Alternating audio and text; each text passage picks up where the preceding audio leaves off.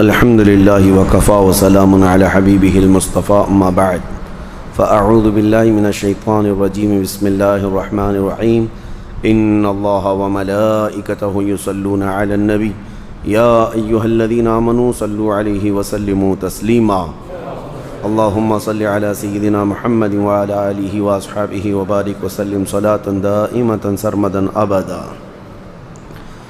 ہجرت کا چوتھا سال یہ بھی جنگوں سے گھرا ہوا ہے۔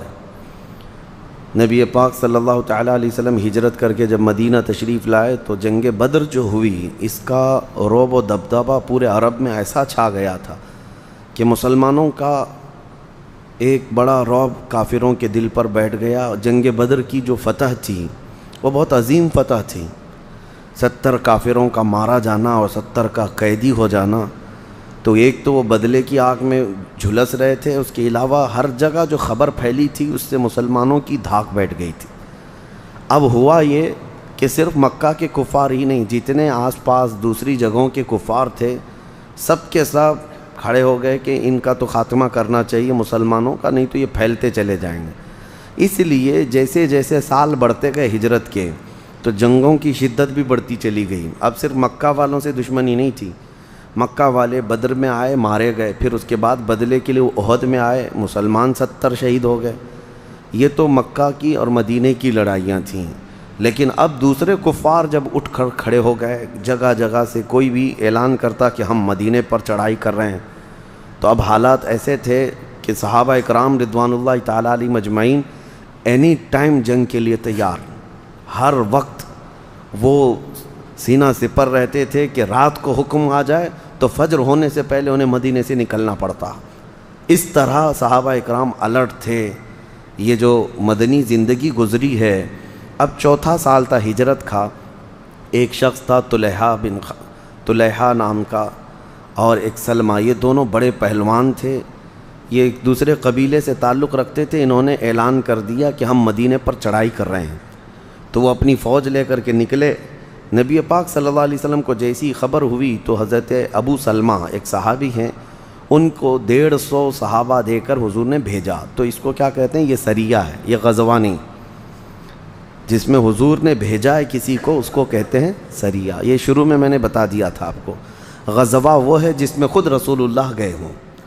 تو اب یہ حضرت ابو سلمہ 150 لوگوں کو لے کر کے نکلے، اور جب ان کفار کے علاقے میں پہنچے جہاں سے وہ لوگ چڑھائی کرنے کے لیے آ رہے تھے، وہ آدھا راستہ آئے تھے، ان لوگوں کو جیسی خبر ہوئی کہ ہم تو بے خبری میں مدینے پر چڑھائی کرنے والے تھے، یہ تو 150 لوگ باہر نکل کے آئے ہیں، تو وہ مقابلے کی تاب نہ لا سکے، اپنے اونٹ بکریاں ساری چیزیں چھوڑ کے بھاگ گئے۔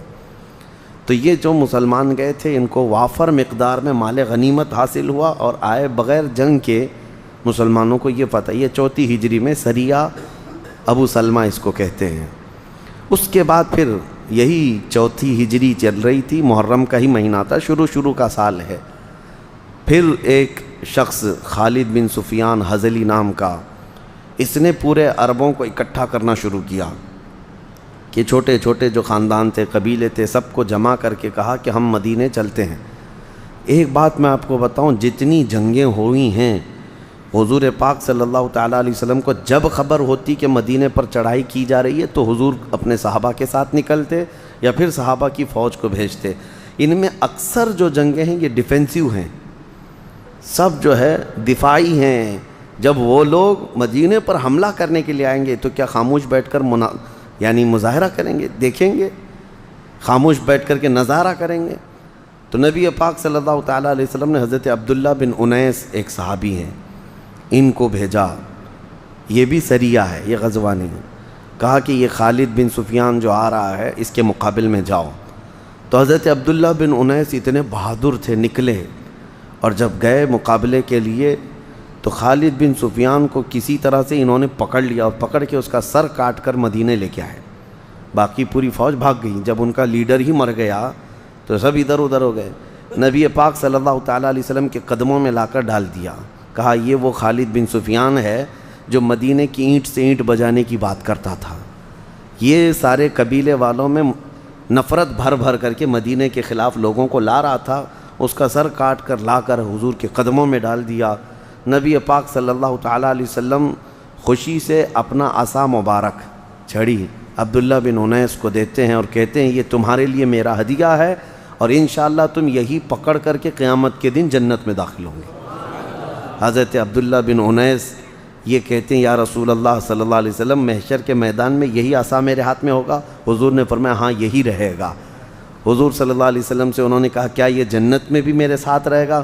حضور نے فرمایا ہاں جنت میں بھی تمہارے ساتھ رہے گا۔ وہ عصا زندگی بھر لے کر رہے اور جب ان کی وفات کا وقت آیا تو انہوں نے یہ وصیت لکھی تھی، ان کے کفن میں ہی وہ عصا دفن کر دیا گیا، وہ لے کر کے گئے دنیا سے۔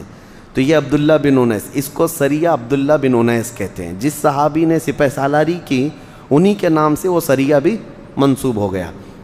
جیسے سریہ ابو سلمہ وہ اس صحابی کے نام سے جنگ ہے جو پہلے گئے تھے، اور یہ سریہ عبداللہ بن انیس ان کے نام سے ہے۔ اب چوتھی ہجری میں دو بڑے حادثے ہوئے مسلمانوں کے لیے۔ چوتھی ہجری میں یہ دل دہلا دینے والے واقعے تھے۔ ہوا یہ کہ نبی پاک صلی اللہ تعالیٰ علیہ وسلم کی بارگاہ میں ایک شخص ابو برا نام کا تھا، اس کو ملائب الاسنہ کہا جاتا تھا، برچھیوں سے کھیلنے والا آدمی۔ وہ حضور کی بارگاہ میں آیا تو حضور نے اس کو اسلام کی دعوت دی۔ نبی پاک صلی اللہ تعالیٰ علیہ وسلم نے اس سے کہا کہ تو اسلام قبول کر لے۔ اس نے کہا نہیں، آپ اپنے کچھ صحابہ کو ہمارے علاقے بھیج دیجئے، اگر ان کی دعوت پر سارے قبائل اسلام قبول کر لیں تو اچھا ہو جائے گا۔ حضور صلی اللہ تعالیٰ علیہ وسلم نے اس وقت حضرت حرام بن ملحان ایک صحابی ہیں، ان کی معیت میں 70 قاری قرآن تھے جو بہترین، ان کو بھیجا تو یہ لوگ نکل کر گئے۔ ابو برا سے حضور نے فرمایا تھا کہ مجھے تمہارے نجد کا تھا، وہ آج جس کو ریاض کہتے ہیں نا، ریاض کا علاقہ، یہ پورا علاقہ نجد کہلاتا ہے، وہاں سے حضور نے فرمایا وہاں کے لوگوں پر مجھے اعتماد نہیں ہے، وہ نقصان پہنچانے والے ہیں۔ تو ابو برا نے کہا تھا میں آپ کے صحابہ کی جان مال کا حفاظت کا ضامن ہوں۔ حضور نے بھیج دیا۔ جب یہ گئے تو ایک علاقہ تھا جہاں پر جا کر صحابہ رک گئے، اور حضرت حرام بن ملحان یہ تنہا جو ہے قبیلہ کا جو سردار تھا عامر بن طفیل نام کا، اس کے پاس گئے دعوت اسلام دینے کے لیے خط لے کر حضور کا۔ اس نے نہ خط دیکھا نہ پیغام سنا، اپنے قاصد کو حکم دیا اور دربار میں ہی حضرت حرام بن ملحان کو قتل کر دیا۔ اب یہ جو 70 صحابہ گئے تھے یہ جب نہیں آئے، واپس نہیں آ سکے، تو پھر دیر ہو گئی تو یہ صحابہ اکرام نے سوچا کہ شاید کچھ ہو گیا ہوگا۔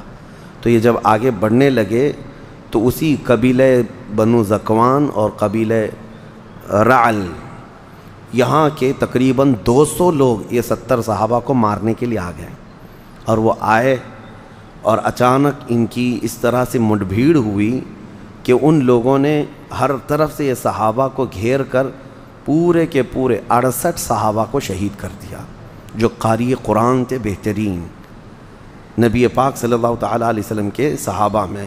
اس کو بیر معونہ کہتے ہیں۔ بیر معونہ ایک کنواں تھا وہاں پر جس سے یہ واقعہ ہوا، جہاں ہوا۔ ایک صحابی حضرت عمر بن امیہ ضمری یہ بچ گئے، وہ اس لیے کہ عامر بن طفیل جو سردار تھا اس نے ان کو یہ کہہ کر کے چھوڑا کہ میری ماں نے ایک غلام آزاد کرنے کی منت کی تھی، اس لیے میں ایک کو چھوڑ دیتا ہوں۔ ان کے بال تھوڑے کاٹ کر کے ان کو چھوڑ دیا۔ حضرت عمر بن امیہ وہاں سے نکلے۔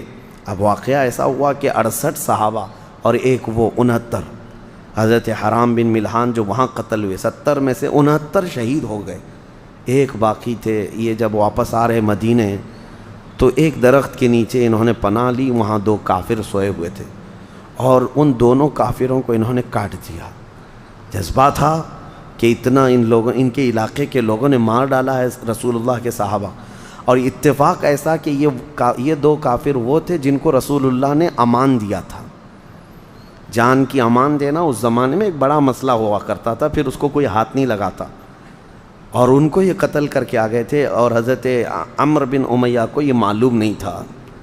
تو جب وہ بارگاہ رسالت مآب صلی اللہ علیہ وسلم میں آئے اور جب یہ واقعہ بیان کیا، حضور کو اتنا غم ہوا کہ پوری زندگی بھر رسول کریم صلی اللہ تعالیٰ علیہ وسلم اس غم سے ہلکے نہیں ہوئے۔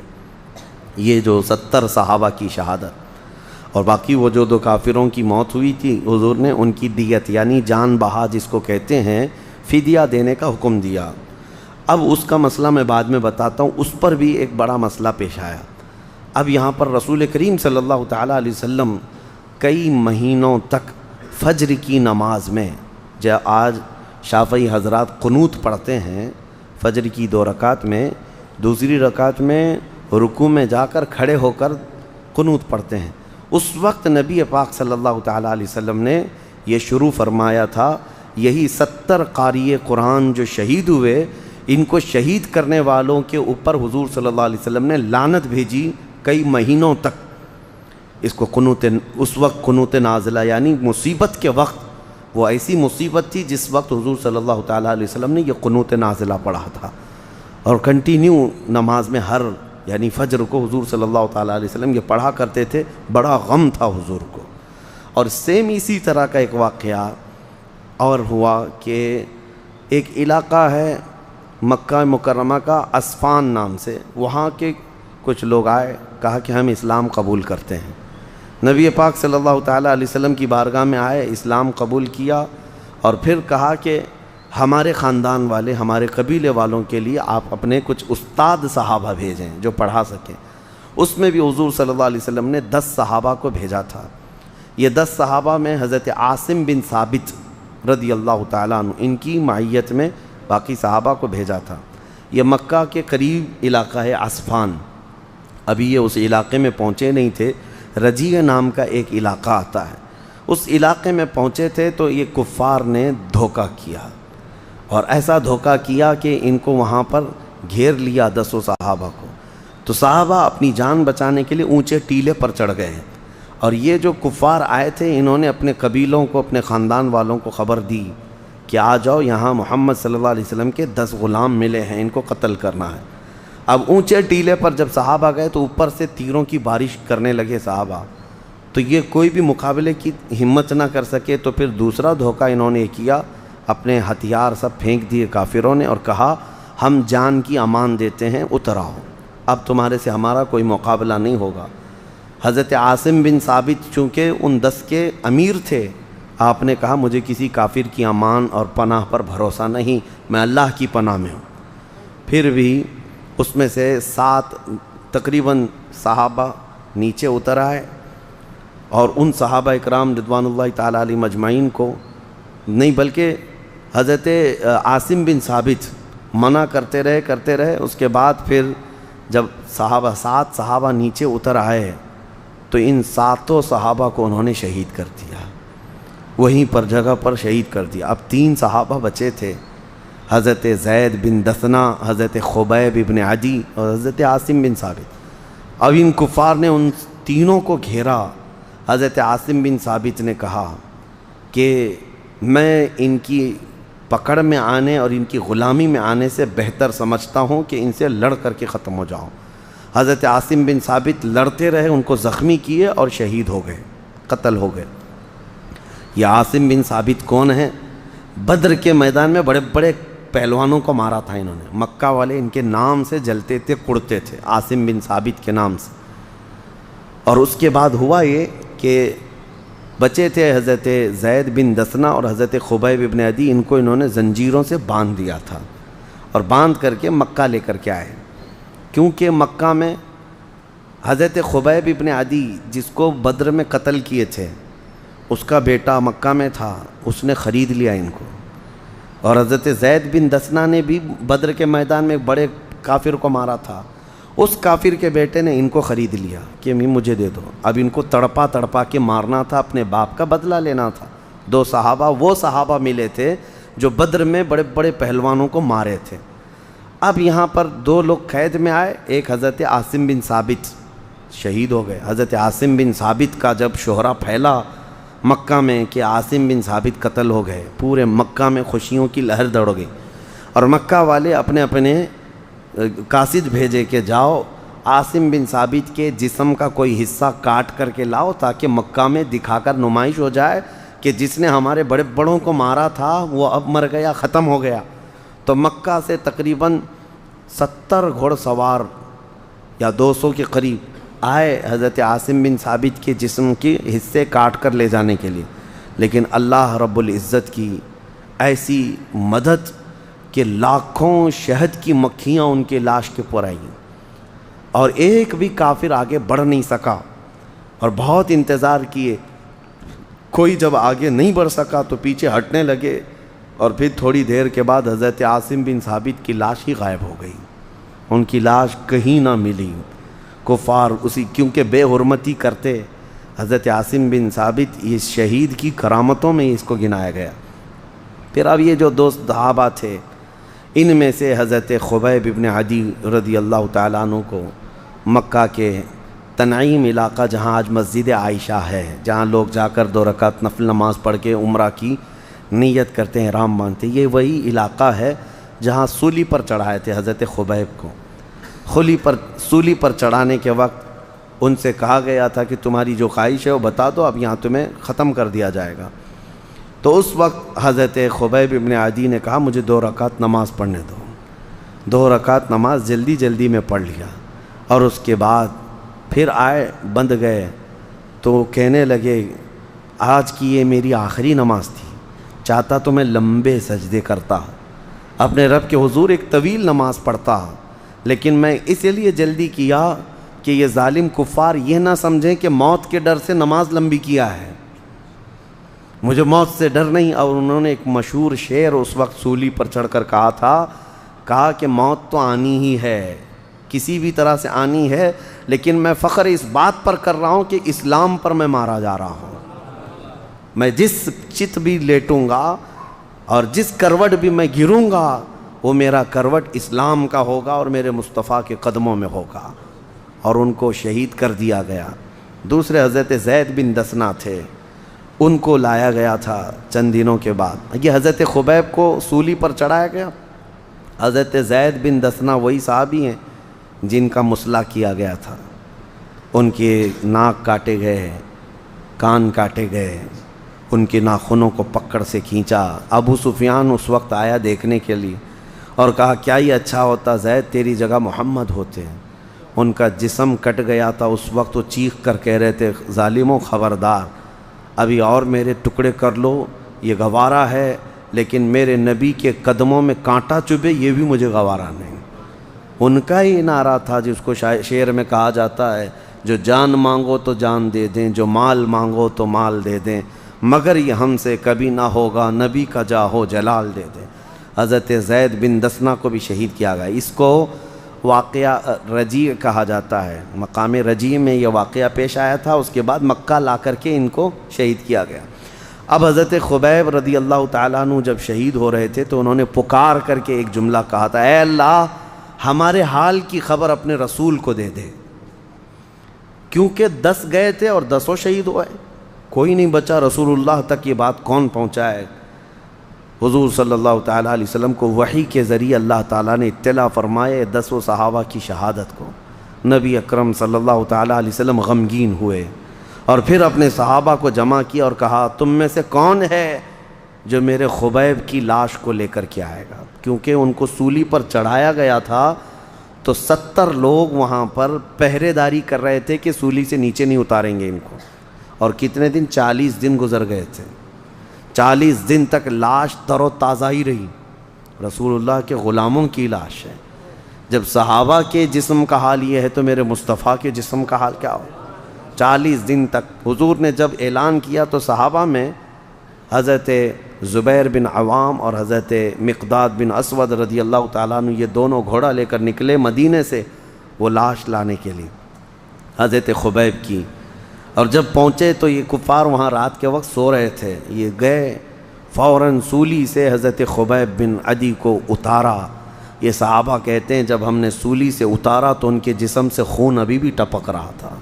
کون ہے مجھے بتاؤ دنیا میں جس کے 40 دن کی لاش پر ابھی تر و تازہ خون ٹپکتا ہو؟ انہوں نے لاش کو اٹھایا اور گھوڑے پر رکھا اور لے کر چل پڑے۔ ادھر ان کی آنکھ کھلی، دیکھا سولی پر نہیں ہے اور 2 گھڑ سوار بھاگ رہے ہیں۔ مکہ میں بھی انہوں نے خبر پہنچا دی، کیونکہ مکہ سے جڑا ہوا علاقہ ہے تنعیم، مسجد عائشہ جہاں ہے، تو تقریباً 200 لوگ پیچھا کرنے لگ گئے۔ اب حضرت زبیر اور حضرت مقداد دو ہی لوگ تھے جو لاش کو لے کر جا رہے ہیں۔ جب انہوں نے دیکھا کہ پیچھا ہو چکا ہے ہمارا، تو اللہ کریم کی بارگاہ میں عرض کرنے لگے، مولا یہ تیرا بندہ ہے، تیری محبت میں انتقال کیا ہے، اس کی لاش کو کافروں کے ہاتھ لگنے سے محفوظ کر دے، شہید ہو چکے، اب اس پر مزید ان کو کچھ نہ ہو۔ صحابہ کی آپسی محبت تھی۔ اور اس کے بعد جب کفار تقریباً 200 کی تعداد میں گھیرنے پر آئے، حضرت زبیر اور حضرت مقداد نے حضرت خبیب کی لاش کو زمین پر رکھ دیا، تو اچانک زمین پھٹ گئی، حضرت خبیب کو نگل گئی، وہ وہیں دفن ہوئے۔ اچانک زمین پھٹی اور حضرت خبیب کی لاش اندر گئی۔ ان کو بلیع الارض کا لقب حضور نے دیا تھا کہ زمین کا لقمہ ہیں وہ، یعنی اندر گئے۔ اس کے بعد یہ آئے ان دونوں کی تلاشی لینے کے لیے، تو حضرت زبیر نے کہا، گرج کر کے کہا، ہم دو محمد کے شیر ہیں، شکار پر نکلے ہوئے ہیں، کسی کی ہمت ہے تو ہمارا راستہ روکو۔ 200 لوگوں کو 2 لوگ للکار رہے، 2 لوگ۔ جب وہ آئے قریب میں دیکھا ادھر ادھر کچھ بھی نہ ملا، تو انہوں نے تلواریں نیچے کر لیں اور سب سے کہا کہ ان کو چھیڑو مت، انہوں نے ہمارا کچھ نہیں کیا ہے۔ واپس چلے گئے۔ حضرت خبیب ابن عدی کی لاش پھر کسی کو نہیں ملی۔ جب یہ دونوں واپس آئے نبی پاک صلی اللہ تعالیٰ علیہ وسلم کے پاس، کون؟ حضرت زبیر اور حضرت مقداد، یہ دونوں جو لاش لانے کے لیے گئے تھے۔ اس سے پہلے ہی نبی پاک صلی اللہ تعالیٰ علیہ وسلم صحابہ کے درمیان بیٹھے اور واقعہ پورا خود حضور بیان کر رہے تھے کہ تم نے خبیب کی لاش کو اٹھایا اور گھوڑے پر رکھا اور دوڑ رہے تھے، تمہارا پیچھا کفار نے کیا، رب تبارک و تعالیٰ نے زمین کو حکم دیا، زمین پھٹ گئی اور خبیب کو نگل گئی۔ حضرت زبیر اور حضرت مقداد کہتے ہیں، یا رسول اللہ صلی اللہ علیہ وسلم، یہی خبر ہم لے کر کے آ رہے تھے۔ اللہ کے نبی صلی اللہ علیہ وسلم نے فرمایا، تم سے پہلے جبرائیل امین آ کر مجھے یہ سنا چکے ہیں، اور یہ بھی کہا کہ اے اللہ کے نبی، سارے فرشتوں میں بھی آپ کے ان صحابہ کی موت اور ان کی شہادت کا غم ہو رہا ہے۔ تو یہ 2 بڑے حادثے تھے جو 4 ہجری میں پیش آئے۔ یہ بیر معونہ کا واقعہ جس میں 70 صحابہ شہید ہوئے، اور یہ رجیع کا واقعہ، اس میں 10 صحابہ شہید ہوئے۔ باقی جو سریے ہوئے اس میں کسی کی شہادت نہیں ہوئی۔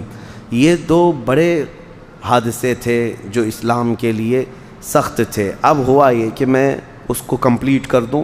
حضرت عمرو بن امیہ زمری نے 2 کافروں کو جو مارا تھا، وہ 70 میں سے ایک جو بچ کر کے آئے تھے۔ اب نبی پاک صلی اللہ تعالیٰ علیہ وسلم نے کہ وہ 2 کافروں کے لوگ تھے، اب وہ لوگ بدلہ چاہیں گے، مقابلہ چاہیں گے، اس کے مشورے کے لیے یہودیوں کے 3 قبیلے مدینے میں آباد تھے۔ میں نے شروع میں بتایا تھا 3 بڑے بڑے قبیلے تھے، بنو نذیر، بنو قریظہ اور ایک بنو قینقاع۔ ان تینوں کے ساتھ حضور کا ایگریمنٹ ہوا تھا جب مدینے آئے تھے حضور، کہ ساتھ میں مل کر لڑیں گے جو بھی مدینے پر آئے گا، صلح کا ایک ایگریمنٹ تھا۔ حضور صلی اللہ علیہ وسلم قبیلہ بنو نذیر گئے بات چیت کرنے کے لیے کہ یہ 2 کافروں کے خون بہا، ان کی دیت، ان کے فدیہ کے لیے مشورہ کرتے ہیں کہ کیا کیا جائے، کیونکہ ان کے قبیلے والے جنگ پر اگر آ گئے تو ہم ساتھ میں مل کر کے لڑیں گے، کہ ٹھیک ہے ہمارے ایک صحابی سے یہ غلطی ہوئی ہے، خطا ہوئی ہے، لیکن ہم اس کے بدلے میں مال دینے کو تیار ہیں۔ یہ مشورے کے لیے بنو نذیر کے پاس گئے۔ بنو نذیر یہ منافق طبیعت کے یہودی تھے، دل میں نفرت رکھتے اور سامنے بڑے اخلاق دکھاتے تھے۔ حضور صلی اللہ علیہ وسلم اس وقت جب بنو نذیر کے ہاں گئے تو کون کون تھے ساتھ میں؟ حضرت ابو بکر تھے، حضرت عمر تھے، حضرت علی تھے رضوان اللہ تعالیٰ علیہ مجمعین۔ مشورے کے لیے جب حضور گئے تو یہودیوں نے بظاہر اچھے اخلاق دکھائے اور پیچھے سے کیا پلاننگ کیا کہ حضور صلی اللہ علیہ وسلم کو ایک ایسی دیوار کے پاس بٹھانے کی کوشش کی کہ اس دیوار کے پیچھے ان لوگوں نے ایک بہت بڑا پتھر لا کر رکھا اور اس پتھر کو لڑکا دیں گے حضور کے ساتھ، یہ تینوں بڑے صحابہ بھی پتھر کے نیچے دب کر ختم ہو جائیں گے۔ یہ انہوں نے خطرناک منصوبہ بنایا یہودیوں نے، کب یہ بنو نذیر نے۔ حضور صلی اللہ تعالیٰ علیہ وسلم بیٹھے ہیں مشورے کے لیے اور وہ اوپر پتھر رکھ کر تیاری کر رہے ہیں۔ اللہ کریم جو محافظ حقیقی ہے اپنے رسول کا، اللہ تعالیٰ نے وحی کے ذریعے حضور کو آگاہ فرمایا کہ یہ پتھر لڑکانے والے ہیں۔ فوراً حضور صلی اللہ علیہ وسلم اپنے صحابہ کے ساتھ اٹھ گئے، اس جگہ سے نکل کر کے تشریف لائے، دیکھا ان کی دسیسہ کاری، ان کی پلاننگ، اس کے بعد مدینے آئے تو اب انصار مہاجرین سب کو جمع کیا اور مشورہ لیا کہ انہوں نے غداری کی ہے، جب ہمارا ایگریمنٹ تھا دونوں کا اور انہوں نے قتل کا منصوبہ بنایا ہمارے، تو یہ بہت بڑا دھوکہ ہے، بہت بڑا دھوکہ ہے کہ آپ کا پارٹنر اگر آپ کے ساتھ دھوکہ کر رہا ہے تو ایگریمنٹ ختم ہو گیا۔ اب نبی پاک صلی اللہ علیہ وسلم نے سارے صحابہ سے مشورہ کیا، یہ بنو نذیر جو یہودی ہیں غدار ہیں، دھوکے باز ہیں، ان کے ساتھ ہونا کیا چاہیے؟ سب کا مشورہ اس بات پر طے پایا۔ حضور صلی اللہ تعالیٰ علیہ وسلم نے فرمایا تو کہ ان کے جتنے بھی بنو نذیر ہیں ان کو شہر بدر کریں گے، ہم مدینے سے ان کو نکلنے پر مجبور کریں۔ نبی پاک صلی اللہ تعالیٰ علیہ وسلم نے فرمان بھیجا، بنو نذیر یہ بڑے بڑے قلعوں میں رہتے تھے، کہا کہ 10 دن کا ٹائم ہے تمہیں، مدینہ چھوڑ کر نکل جاؤ، تمہارا پورا قبیلہ جانا چاہیے، کیونکہ تم نے ہمارے ساتھ دھوکہ کیا ہے اور جان سے مارنے کی سازش رچی ہے۔ ظاہر سی بات ہے، لوگ ایک طرفہ سوچتے ہیں کہ ان کو مدینے سے نکالا، کیوں نکالا؟ کیوں نکالا؟ دھوکہ، اٹیمپٹ ٹو مرڈر کتنا بڑا کیس ہوتا ہے، حضور پاک صلی اللہ تعالیٰ علیہ وسلم کے قتل کی سازش کرنا۔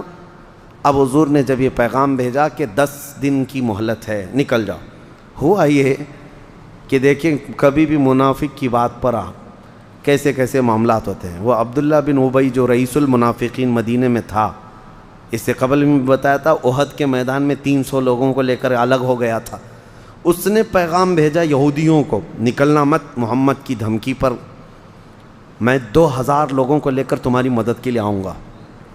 یہ ایسی ڈینگے مارتا تھا منافق، اور مسلمانوں کے ساتھ نماز بھی پڑھتا، حضور کے ساتھ رہتا بھی تھا۔ یہودیوں کو اس نے کہلا بھیجا کہ میں 2000 لوگوں کو لے کر کے تمہاری مدد کے لیے آؤں گا، نکلنا مت ان کی بات پر۔ اور اس کے بعد پھر یہ بھی کہا کہ 2 قبیلے اور بھی ہیں یہودیوں کے یہاں پر مدینہ میں، بنو قریظہ، بنو قینقاع، وہ بھی تمہاری مدد کے آئیں گے، ڈرنا مت ان کی دھمکی پر۔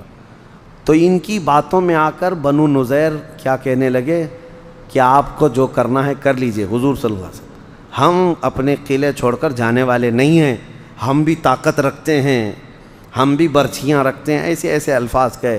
تب نبی پاک صلی اللہ علیہ وسلم نے سارے صحابہ کو حکم دیا کہ چلو بنو نذیر سے دیکھتے ہیں کہ ان کی طاقت کیا ہے۔ صحابہ اتنے پرجوش تھے کہ یہ یہودیوں کی جڑ ہی نکل جائے یہاں سے۔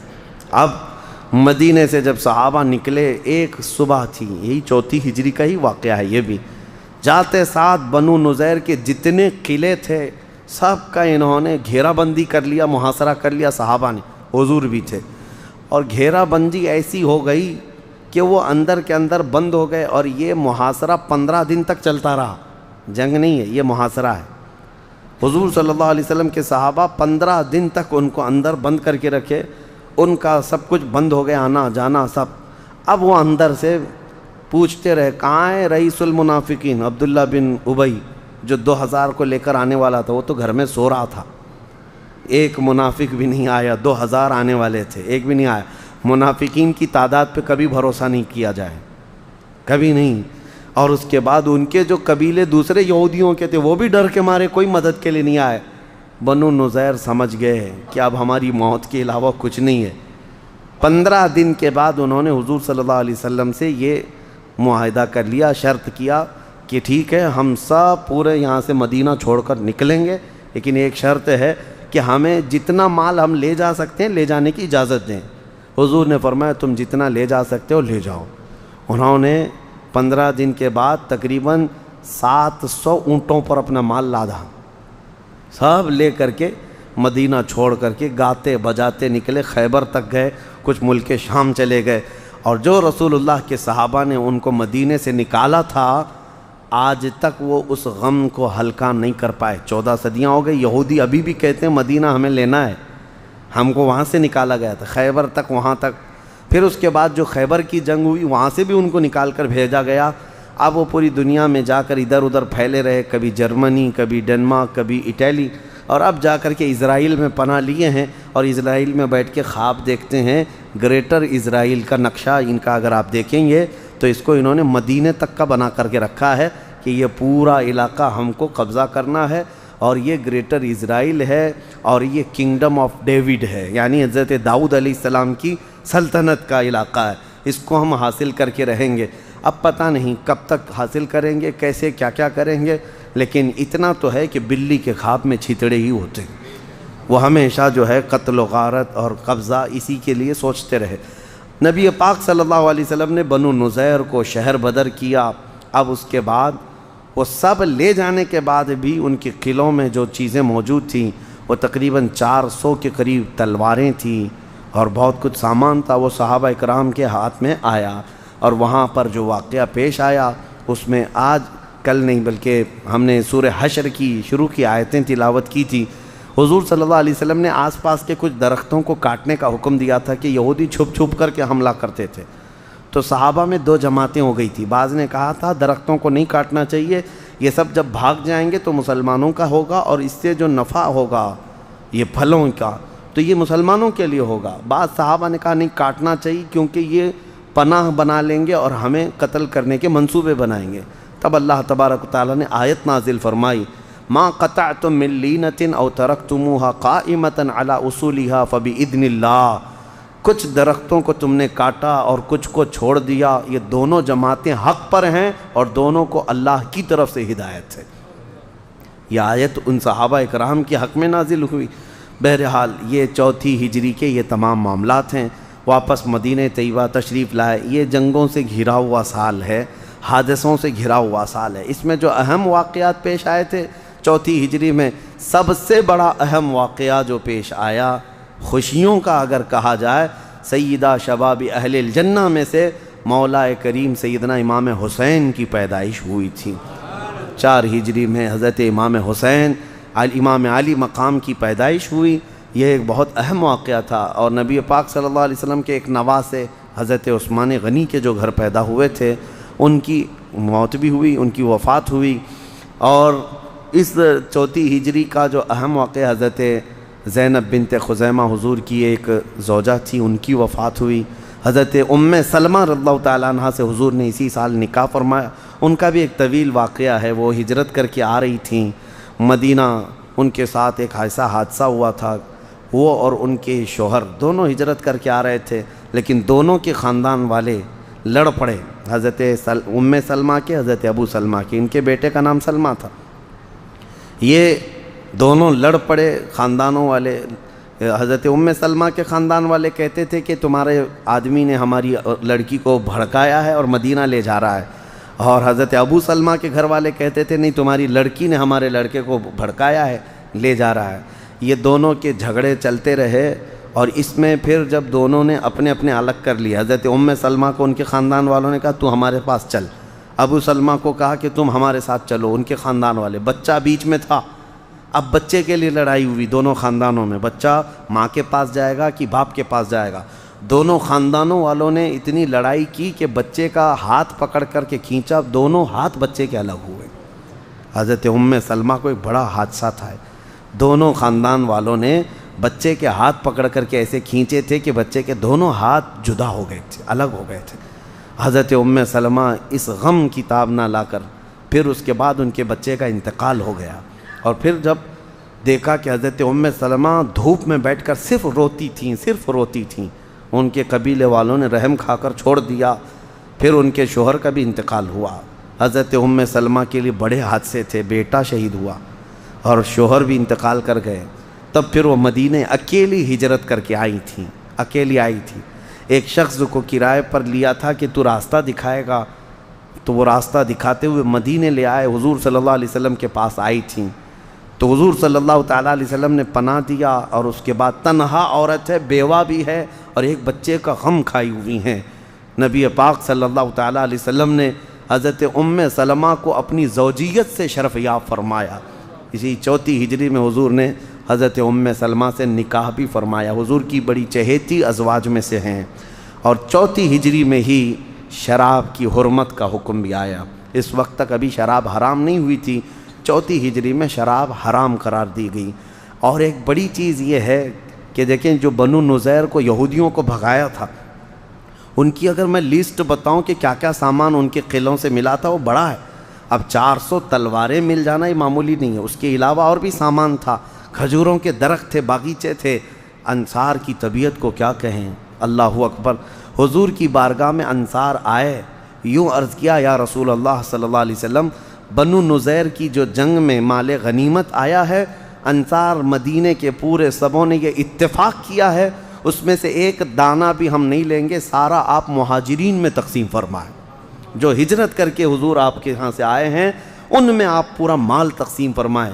حضور اتنا خوش ہوئے تھے کہ دعا کے لیے ہاتھ اٹھایا اور کہا اللہم ارحم الانصار و ابناء الانصار و ابناء ابناء الانصار، اے میرے مولا میرے اس انصار پر تو رحم فرما، ان کے بیٹوں پر رحم فرما، ان کے بیٹوں کے بیٹوں پر رحم فرما۔ میرے آقا نے فرمایا اگر دو وادیاں ہوں دنیا میں، دو وادیاں ہوں، میدان ہوں دو، ایک وادی میں انصار ہوں اور ایک وادی میں پوری دنیا والے ہوں اور مجھے اختیار دیا جائے، حضور فرماتے میں انصار کی وادی میں جانا پسند کروں گا۔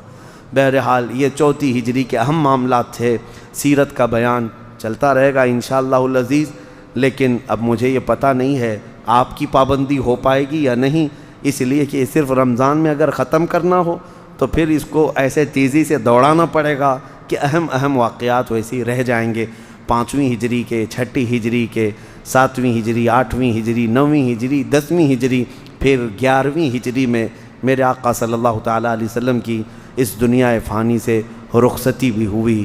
یہ سب معاملات طویل ہیں، اللہ جیسی توفیق دے زندگی باقی رہے تو اس سیرت کے درس کو انشاءاللہ کنٹینیو کریں گے انشاءاللہ، اور جس کو اللہ تعالیٰ توفیق دے، وقت ہو سکتا ہے بدل جائے انشاءاللہ العزیز، ہفتے میں کوئی دن منتخب کر کے عشاء کے بعد اس درس کو ہم چلائیں تاکہ سیرت کا بیان کسی نہ کسی طرح پائے تکمیل تک پہنچے۔